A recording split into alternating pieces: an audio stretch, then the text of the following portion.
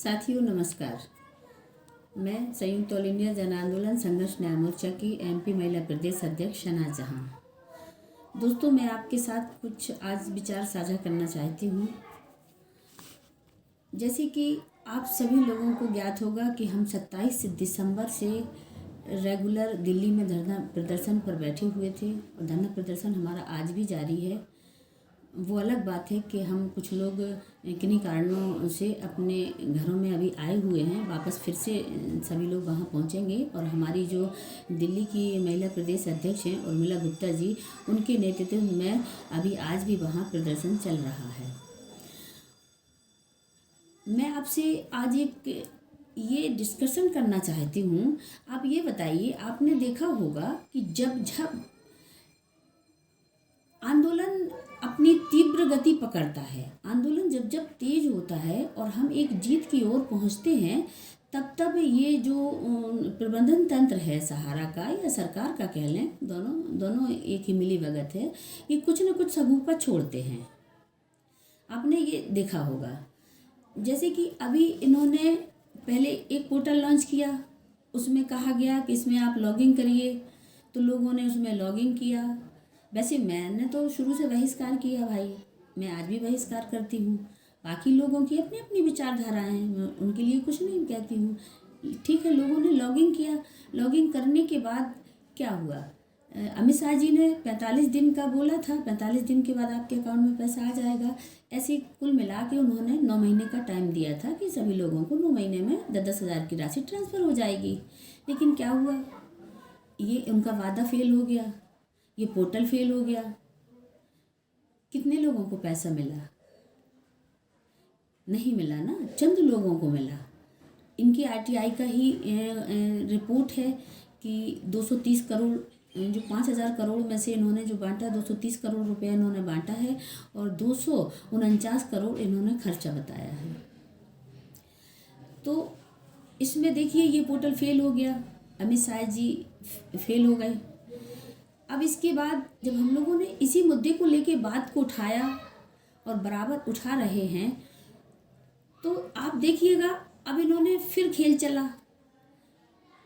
उस समय भी जब इन्होंने पोर्टल बनाया था, उस समय आपको शायद याद हो, विधानसभा की कई प्रदेशों में विधानसभा के चुनाव होने थे, तब इन्होंने ये सगुफा फेंका था, लोगों को इसमें उलझा दिया था और तमाम लोगों ने इसमें जो लॉगिन करवाया था और बहुत ठगे भी गए। वो साइबर कैफ़े वालों ने उनसे हज़ारों 200, 500, 1000 जितने जिनसे उन्होंने पैसे वसूले।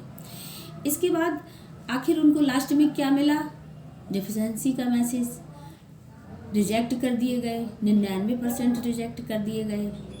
तो मैं ये पूछना चाहती हूँ सरकार से और सहारा प्रबंधन तंत्र से, क्या हमारा आधार कार्ड झूठा है, हमारा पैन कार्ड झूठा है, हमने जो बॉन्ड दिए वो झूठे हैं? नहीं है ना। लेकिन हमको तो फिर भी गलत ठहराया जा रहा है। तो आखिर हम ये अपने दिमाग में क्यों नहीं सोचते हैं? अब जैसे कि देख लीजिए, हमारा आंदोलन एक तेज़ गति पकड़ रहा था, हम लोग दिल्ली में बराबर रेगुलर आंदोलन कर रहे हैं और हमारे तमाम सांसदों से हमारी मुलाकातें हुई हैं और ये एक बड़े गर्व की बात है कि हमारे आंदोलन के तहत संसद में 7 सांसदों ने इस मुद्दे को उठाया और अमित शाह जी से इस बारे में पूछा भी कि भाई आपका ये पोर्टल क्यों विफल रहा। तो उन्होंने कुछ और जवाब दिया, सहकारिता मंत्रालय का कुछ और जवाब होता है, अमित शाह जी का कुछ और जवाब होता है। चलिए ठीक है, हम उसको भी मान लेते हैं कि पता नहीं उनमें तालमेल है नहीं है, क्या है कैसा है, कुछ समझ में ही नहीं आता है। लेकिन मैं तो ये कहना चाहती हूँ, जैसे कि इन्होंने पोर्टल में पहले कहा था कि 10-10 हज़ार रुपये का इसमें जाएगा, वो सब गलत इन्होंने ठहरा दिया। अब इन्होंने फिर से ला के कर दिया रीसबमिट, जो पोर्टल लॉन्च किया है, अब फिर से इसमें लॉगिन करिए, फिर से पोर्टल ला के रख दिया। क्या पब्लिक सिर्फ यही करती रहेगी? अमित शाह जी, सहकारिता मंत्रालय से और अमित शाह जी से मेरा विनम्र निवेदन है, क्या पब्लिक 10,000 पाने के लिए बस यही करती रहेगी? ये पोर्टल वो पोर्टल, आखिर क्यों? आपको मालूम भी है, आप वहाँ बैठे बैठे बोल तो देते हैं कि मैंने तमाम कॉमन सेंटर खोल दिए हैं, किसी को कोई पैसा नहीं लगेगा। ज़रा पूछिए आप पब्लिक से, अगर आप लाइव देखते हो, तमाम चैनलों को देखते हो, तो आपको मालूम भी होगा, ज्ञात भी होगा कि एक एक व्यक्ति से एक एक बॉन्ड का 100-100 रुपया, 200-200 रुपया वसूला गया और तमाम पैसा उन गरीबों ने उसमें लगाया, शायद इसी उम्मीद पे कि शायद हमारा पैसा मिल जाएगा। लेकिन क्या हुआ, फेल हो गया ना। इसके बाद दोबारा से रिसबमिट फॉर्म के लिए फिर से उन्होंने अप्लाई करने के लिए बोला है और तमाम कमांड कार्यालय से बहुत सारे लोगों के पास कॉल आए हैं, एजेंट साथियों के पास, फ्रेंचाइजियों, गार्जियंस के पास कॉल आए हैं कि आप अब इसमें रिसबमिट ये जो फार्म है इसको भरिए और फिर से आपको दोबारा लॉगिन करना पड़ेगा। तो मैं पूछना चाहती हूँ, सरकार से पूछना चाहती हूँ और इस भ्रष्ट प्रबंधन तंत्र से पूछना चाहती हूँ, आखिर ये पोर्टल का खेल कब तक चलेगा? ये पोर्टल से मुझे नहीं लगता किसी का पेमेंट हो पाएगा। आपने कितने लोगों को दिया? क्या आपने लिस्ट जारी की? नहीं ना, हवा में बातें की ना, इतने लोगों को दिया। और दूसरी बात, हमको ये समझ नहीं आता है, सहकारिता मंत्रालय के पास कहते हैं कि हमारा डाटाबेस नहीं है, वहाँ पे पहुँचा है। तो हमको सबसे पहले तो ये बताया जाए कि जब सहारा कार्यालय में हमने बॉन्ड बनवाए, बाकायदा अगर हमने 10 बॉन्ड बनवाए हैं तो हमने 10 फार्म भरे ना, 10 फार्म भरे जाते थे। सभी हमारे एजेंट साथी और जितने भी हमारे कार्यकर्तागण हैं वो सभी बताएं ना इस बात को कि अगर हमने 10 बॉन्ड बनाए हैं, 1 लाख के 10 बॉन्ड, अगर 10,000 के बनाए 10 बॉन्ड, तो 10 फार्म भरे ना उसमें हमने। और उस फार्म में कम से कम 2-3 जगह सिग्नेचर होते थे और एक फार्म हमारा ऑफिस में रहता था और एक कमांड कार्यालय को चला जाता था। अरे भाई, तो इसमें जो डिफिशेंसी दिखाई दे रही है या जो भी ये रिसबमिट कर रहे हैं, तो ये तो इनको सहारा से मांगना चाहिए ना। हमसे क्यों भरवाया जा रहा? हमसे दोबारा से क्यों मांगा जा रहा? भाई, हम तो ऑलरेडी आपको दिए हुए हैं, बताइए ना आप हमको। हम अपना आधार दे रहे हैं, जो लोग भी दे रहे हैं वो अपना आधार दे रहे हैं, पैन कार्ड दे रहे हैं और अपना बैंक अकाउंट दे रहे हैं, तो क्या ये सब फर्जी है? और अभी ये चीज़ भी आई है कि आपने ये दोबारा से रिसबमिट फार्म भरने के लिए जो कहा गया है, आपने कहा कि हर जिले स्तर पे एक सारे ऑफिस इनकी फ्रेंचाइजी आप बंद कर रहे हैं, एक रीजन ऑफिस खोल रहे हैं। अच्छी बात है, आप एक रीजन ऑफिस खोल रहे हैं। पहले तो मैं ये कहना चाहूँगी कि मेरे यहाँ कोई रीजन ऑफिस नहीं खुला है। आपका कॉल आए हुए 10-15 दिन हो गए हैं कि सब जगह ये कार्य शुरू कर दिया गया है, लेकिन हमारे एमपी में लगभग जहाँ तक है तो कहीं भी ऑफिस नहीं खुल रहे हैं। इक्का दुक्का जगह खुले हों तो मुझे नहीं मालूम है, लेकिन मैं खुद अपने ज़िले की बात करूं तो जो रीजन खोलने की बात हो रही थी वहाँ कोई रीजन ऑफिस नहीं है। तो यहाँ के लोग कहाँ पे जाएं, कहाँ से फार्म लाएं? और कई लोगों से मैसेज आए, मुझे मालूम पड़ा है कि अगर जहाँ खुल भी रहा है तो वहाँ एक फार्म का 50 रुपया 100 रुपया लिया जा रहा है। तो बताइए अमित शाह जी, अगर जिसके 20 बॉन्ड हैं वो इतने पैसे कहाँ से लेके आए? वो पहले भी हज़ारों रुपए खर्च कर चुका है, अब दोबारा से भी वो खर्च करे, और करे भी तो क्यों करे?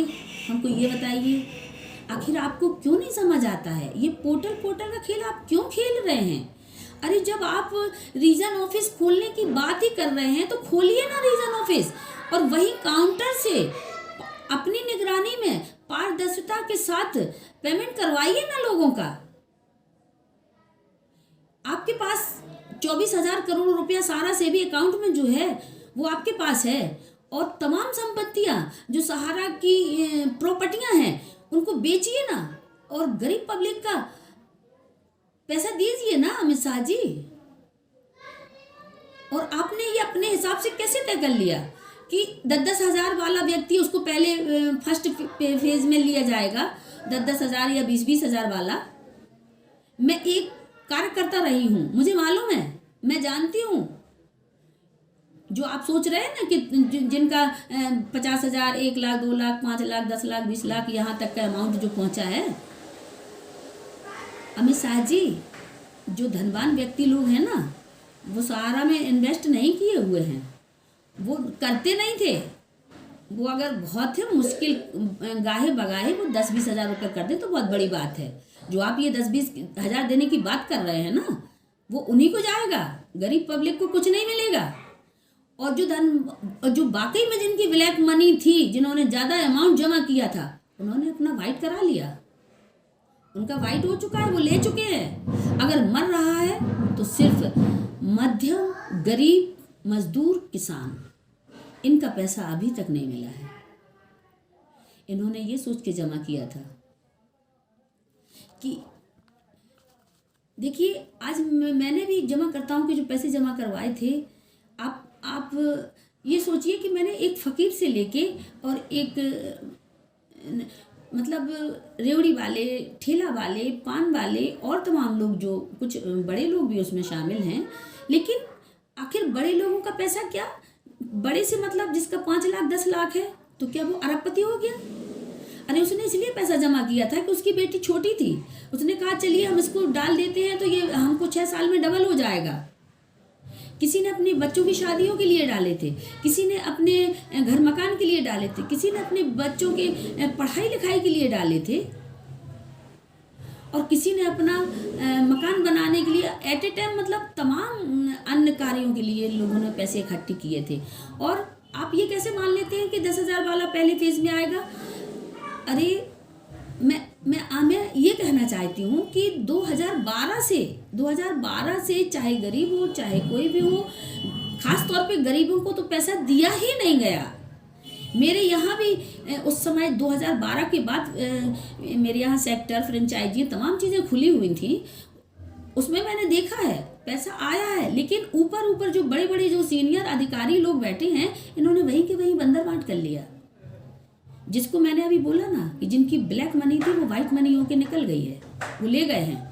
अगर बचा है तो सिर्फ मध्यम वर्ग का व्यक्ति और पीड़ित जो निवेशक है, गरीब, वंचित, मजदूर, किसान, रेवड़ी वाला, ठेले वाला और अन्य तमाम गरीब लोग जिनको बेहद आवश्यकता है, उनका पैसा नहीं मिल रहा है। और उनके पैसे देने के लिए आप ये तमाम तरह के पोर्टल में उलझा रहे हैं। आखिर क्यों? हमको नहीं चाहिए इस पोर्टल से पैसा।